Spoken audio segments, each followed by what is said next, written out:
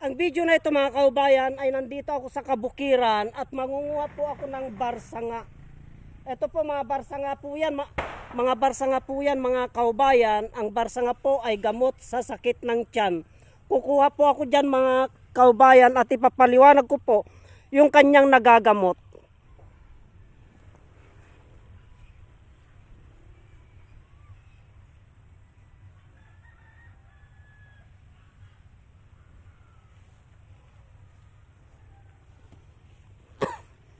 Ito po ang barsanga.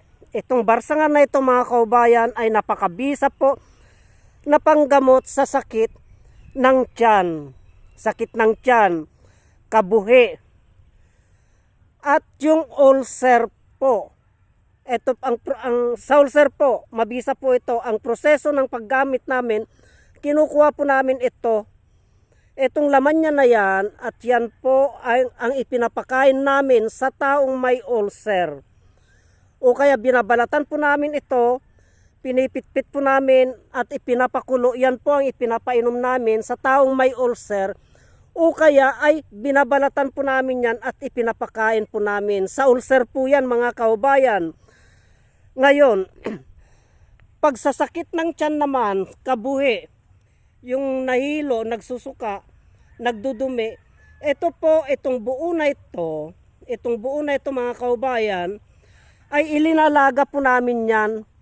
Ilinalaga po namin at yan po ay ipinapainom namin. Sa taong masakit ang tiyan, yung kabuhi, yung puno ang lamig sa loob ng katawan, ito po ang pinanggagamot namin, itong barsanga na ito.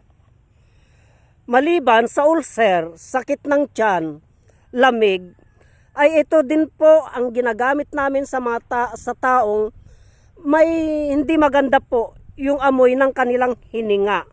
Ito din po.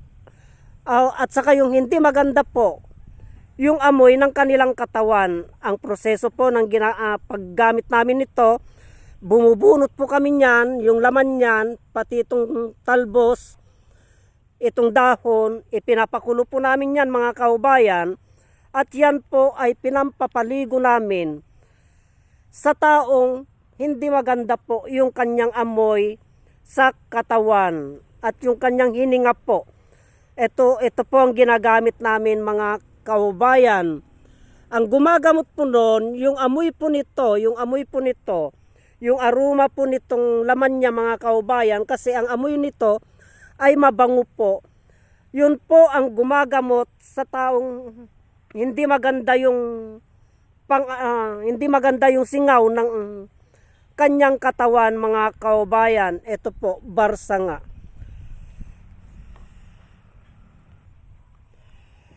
At ito naman po, ito yung tinatawag namin na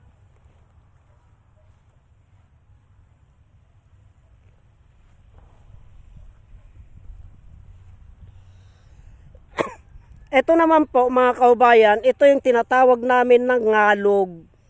Ngalog o alusiman. Itong ngalog na ito ay marami tayong benepisyo na nakukuha. Ang kanyang ginagamot ito mga kaubayan ay yung malalapot na dugo. Malalapot na dugo, yung high blood. Yung high blood po.